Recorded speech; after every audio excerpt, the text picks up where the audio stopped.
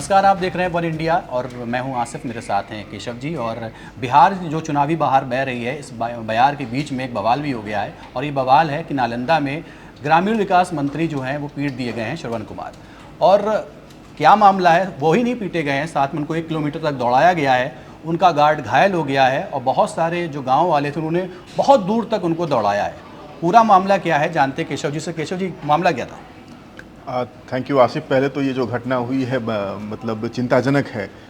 हालांकि मेरे ख्याल से 5 दिन पहले शनिवार को नालंदा का एक गांव है, वहाँ से लोग फतुहा आ रहे थे गंगा स्नान के लिए। अमावस्या थी या क्या कुछ ऐसा अवसर था, गंगा स्नान के लिए आ रहे थे और डंपर से ऑटो टकरा गई थी जिसमें 9 लोगों की मृत्यु हो गई थी। सरकार ने मरे हुए लोगों के लिए एक्स ग्रेसिया की घोषणा की थी, लेकिन यह जो अनुदान राशि होती है अभी तक लोगों को मिला नहीं था। इस वजह से बताया जाता है कि वहाँ के लोगों में रोष था। 5 दिन के बाद जब मंत्री जी पहुँचे, एक तो मंत्री जी खुद 5 दिन के बाद पहुँचे मंत्री जी। अच्छा, सबसे महत्वपूर्ण बात यहाँ पर यह है कि श्रवण कुमार जो मंत्री हैं बिहार सरकार में, विधानसभा में जदयू के जनता दल यूनाइटेड के मुख्य सचेतक भी हैं। अच्छा। और उससे भी महत्वपूर्ण बात एक और है कि जदयू के सर्वे सर्वा कह सकते हैं और बिहार के मुख्यमंत्री नीतीश कुमार के बहुत ही करीबी हैं। हाँ। पहला चुनाव मेरे ख्याल से उन्होंने 1995 ईस्वी में जीता था, उसी नालंदा से, जिस नालंदा में आज की ये घटना हुई है, हम जिस पर बात कर रहे हैं। तो काफ़ी पुराना अनुभव है इनका राजनीति में, नालंदा में इनका वर्चस्व रहा है। और जनता दल यूनाइटेड से पहले नीतीश कुमार के साथ ही समता पार्टी में भी थे। काफ़ी लंबी राजनीतिक पाली रही है इनकी। लेकिन ये जो घटना हुई है मंत्री के प्रति, यह घटना को नहीं देखा जाना चाहिए। यह जो रोष है, आक्रोश है, मुझे लगता है केवल मंत्री को लेकर नहीं है। अच्छा, ना ही ये एक्सीडेंट को लेकर इतना है। एक्सीडेंट को लेकर जब किसी की जान जाती है तो आउटरेज होता है। ये 5 दिन पुरानी घटना है और ऐसा नहीं है कि सरकारी कामकाज इतनी द्रुत गति से हमेशा ही होता है कि आज घटना हुई, एक्स ग्रेसिया का ऐलान हुआ और कल होकर के मिल गया, ऐसा नहीं है। हालांकि कुछ योजना है, जैसे कबीर अंत्येष्टि योजना एक बिहार में जो चलती है, उसमें मृतक के परिवार को तुरंत 15,000 रुपये दिए जाते हैं उनकी अंत्येष्टि के लिए। तो मुझे अभी तक मालूम नहीं है कि क्या इन योजनाओं का लाभ मृतक के परिवारों को दिया गया है या नहीं दिया गया है, इसकी जानकारी अभी नहीं है। लेकिन जो सरकार ने जिस अनुदान राशि की बात कही थी, वो अनुदान उन्हें अभी तक नहीं प्राप्त हुआ था 5 दिनों तक, जिसको लेकर के ग्रामीणों में आक्रोश था और ग्रामीण विकास मंत्री ही दौड़ा दिए गए ग्रामीण। लेकिन आसिफ, समझने वाली बात यह है कि मुझे नहीं लगता है कि यह आक्रोश 5 दिन के विलंब की वजह से था।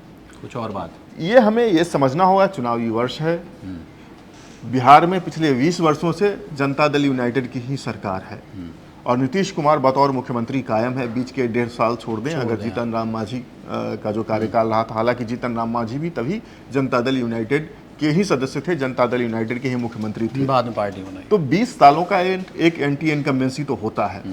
जिस जगह की बात कर रहे हैं आसिफ हम, नालंदा, नीतीश कुमार का गृह क्षेत्र, कहा जाता था कि नालंदा में नीतीश कुमार जिसके गले में तीर का निशान लटका देंगे वही जीतेगा। उस नालंदा में नीतीश कुमार के बहुत ही करीबी जनता दल यूनाइटेड के एमएलए नहीं, विधायक नहीं, वहाँ के बड़े रसूखदार मंत्री हैं श्रवण कुमार, उनको दौड़ा दिया गया। उस जगह के जो स्थानीय विधायक है, नालंदा से थोड़ा दूर शाहजहांपुर एक गाँव है जहाँ की ये घटना बताई जा रही है, वहाँ के जो विधायक हैं कृष्ण मुरारी प्रेम जी, वो भी साथ थे मंत्री जी के, उनको भी दौड़ा दिया गया। और काफिले मंत्री जी के काफिले को 1 किलोमीटर तक दौड़ाया ग्रामीणों ने। तो यह बहुत बड़ा आक्रोश है। मुझे लगता है कि यह एक हेवी एंटी इनकम्बेंसी फैक्टर की तरफ इशारा कर रहा है। मामला जितना हम मीडिया की रिपोर्ट्स में देख रहे हैं वैसा उतना ही नहीं है। यह कुछ गंभीर बात है और मुझे लगता है कि सरकार की जो कार्यप्रणाली होती है उस पर विचार किए जाने की ज़रूरत है। नीतीश कुमार को आत्ममंथन करने की ज़रूरत है कि लोगों का गुस्सा उनके गृह क्षेत्र में इतना क्यों भड़क रहा है। तो अभी जैसे उनके गृह क्षेत्र की आप बात कर रहे हैं और बड़े कद्दावर नेता हैं, बहुत करीबी नेता हैं जेडीयू के, नीतीश कुमार के, तो उनके साथ ये घटना होती तो इसका अब असर क्या पड़ने वाला, क्या कैसा देखते हैं आप कि क्या असर पड़ सकता है आगे? देखिए, एक घटना से हम ऐसा नहीं कह सकते हैं कि नीतीश कुमार का प्रभाव वहाँ कम हो रहा है, लेकिन जितनी ये घटना चिंता की बात प्रशासन के लिए है, उतनी ही चिंता के बात मेरे ख्याल से जेडीयू के लिए भी होगी। आपको याद होगा कि इससे पहले करीब दो ढाई साल पहले नीतीश कुमार जब अपने गांव गए थे, कल्याण बिगहा गांव में, तब किसी ने नीतीश कुमार के ऊपर पीछे से हमला किया था और उसके बाद जनता दल यूनाइटेड और बीजेपी का गठबंधन टूटा था। बीजेपी को छोड़ के नीतीश कुमार फिर से आरजेडी के साथ चले गए थे। तो जब ऐसी घटनाएं होती है तो नीतीश कुमार कुछ न कुछ करते जरूर हैं। यहाँ पर भी मुझे उम्मीद है कि इस घटना का संज्ञान केवल प्रशासन ही नहीं, और प्रशासन घटना का संज्ञान लेकर के जो नाराज ग्रामीण हैं उन पर सिर्फ कार्रवाई करे, तो मैं ये भी नहीं चाहता हूँ, यह भी अपेक्षित नहीं है। ग्रामीणों का जो आक्रोश जिस बात को लेकर है उसको एड्रेस किया जाना चाहिए। क्या लगता है कैसे क्यों भड़क गए होंगे अचानक से? मतलब वो तो भाई पुराने नेता हैं, जाने पहचाने नेता होंगे, उनके खूब जाते रहे होंगे वहाँ पे, और फिर अचानक से जो है उनको दौड़ा लिया गया। तो क्या वजह हो सकती है? जो ऑन द रिकॉर्ड कह रहे हैं वो उसमें एक दो बातें कही जा रही है। एक तो ये कि मुआवजा मिलने में देरी हो रही थी, 5 दिन हो गया अभी तक सरकार की तरफ से कोई सहायता राशि नहीं दी गई है, इस वजह से वो लोग नाराज थे। दूसरा ये था कि मंत्री जी वहाँ पहुँचे और कहीं और जाने की जल्दबाजी में थे। तो ग्रामीणों ने अपनों को खोया है, वो एक दर्द में ऑलरेडी थे। उनको था कि मंत्री जी थोड़ा समय देंगे, थोड़ी सहानुभूति देंगे, यह खाना पूर्ति के लिए गए ऐसा प्रतीत हुआ होगा ग्रामीणों को, और फिर उन्होंने दौड़ा दिया कि आपको कहीं जाना है तो जाइए। हाँ, ये कहा जा सकता है कि उनकी बात पूरी तरीके से सुनी नहीं गई। उनकी चीज़ें जो हैं जो चाहते थे वो हो नहीं पाया, इसीलिए गुस्सा हो गया। लेकिन मुझे अगर मैं बिटवीन द लाइन्स पढ़ता हूँ तो सिर्फ यही बात नहीं होगी। यह बात तो ऑन द रिकॉर्ड अभी जो मीडिया में रिपोर्ट की गई है वो ये है कि मुआवजे में देरी और मंत्री जी की जल्दबाजी से वो लोग थोड़े नाराज हो गए, आक्रोशित हो गए और उन्होंने उनके काफिले को दौड़ा दिया। लेकिन पर्दे के पीछे आसिफ कहानी कुछ और है। यह मामला इतना आसान नहीं है। तो कहानी क्या हो सकती है? कहानी यही है कि एंटी इनकम्बेंसी है। नीतीश कुमार की सरकार से लोगों की नाराजगी है। एक मंत्री से थोड़ी नाराजगी है, ये तो सरकार का कामकाज है ना। उनसे ज्यादा नाराजगी हो जाती है जो ज्यादा करीब होते हैं। वही हाल है कि नालंदा में गढ़ रहा है। नालंदा नीतीश कुमार का गढ़ रहा है, उनका गृह जिला रहा है। नालंदा में पैदा हुए, पले बढ़े, पटना से उन्होंने बीटेक की पढ़ाई की। नालंदा से उनका बराबर संपर्क बना रहा और अभी भी नालंदा आए दिन जाते रहते हैं। उस नालंदा की जनता का नीतीश कुमार के करीबी मंत्री को लेकर ऐसा आक्रोश, आप समझ लीजिए कि पर्दे के पीछे कोई नई इबारत लिखी जा रही है। तो अब ये क्या होगा? कैसे खाना पूर्ति करेंगे? ये खाना पूर्ति करेंगे या इसका पटाक्षेप करेंगे? कुछ क्या करेंगे? मुझे लगता है कि नीतीश कुमार जरूर इस पर कुछ न कुछ काम करेंगे। और मुझे ऐसा भी लगता है कि बहुत जल्दी ही हो सकता है नीतीश कुमार नालंदा जाएं, मृतक के परिवारों से मिलें और उन्हें ढांढस बनवाएं, अपने लोगों को फिर से अपने साथ जोड़ने का प्रयास करें। ये सारी कवायद होंगी। बहरहाल इसमें एक दो चीज़ और है आसिफ, जिसे हम यहाँ पर लाना चाहेंगे।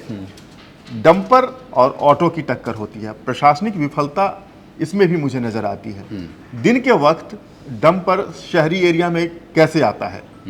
देश के तमाम बड़े शहरों में डंपर जैसे भारी वाहनों का दिन में चलना वर्जित होता है। तो वो डंपर क्यों चल रहा था? नंबर 1।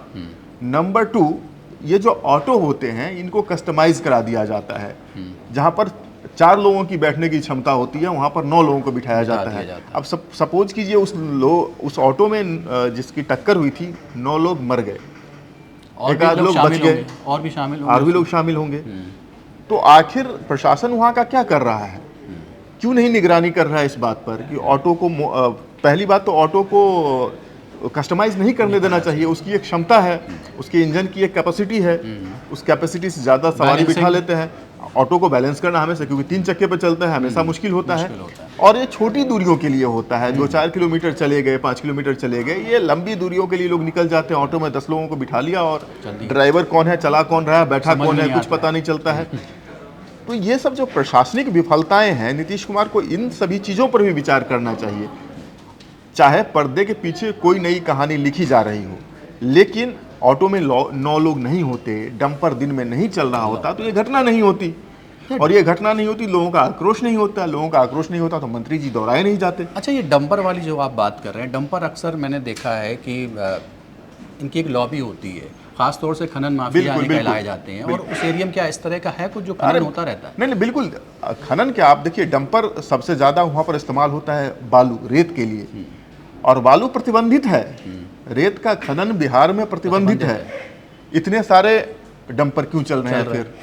आप वो भी मुख्यमंत्री हाँ, का एरिया। हाँ हाँ, और मुख्यमंत्री आप पटना से जब आप उत्तर प्रदेश की तरफ आएंगे तो एक जगह ऐसा आएगा जहां पर आपने थोड़ी सी चालाकी नहीं दिखाई, अगर आप रॉन्ग लेन में नहीं गए तो वो क्रॉस करने के लिए ही आपको 2 दिन लग जाएंगे।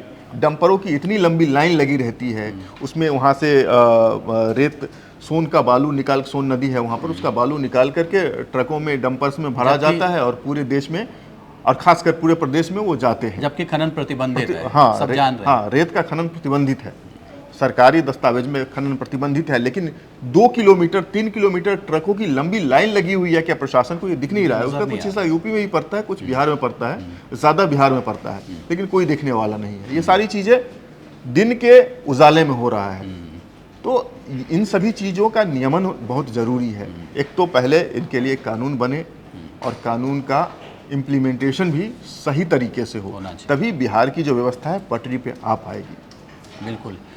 तो श्रवण कुमार जी के काफिले को दौड़ा दिया गया है और ये एक बड़ी खबर है नालंदा से, क्योंकि ये मुख्यमंत्री का एरिया है, उनके विधायक भी हैं, उनके सांसद भी वहीं से हैं और पूरी तरीके से जो है ये तस्वीर साफ हो रही है यहाँ पे कि कहीं ना कहीं कुछ गड़बड़ है। जो हमें तस्वीर दिख रही है वो ऐसी नहीं है।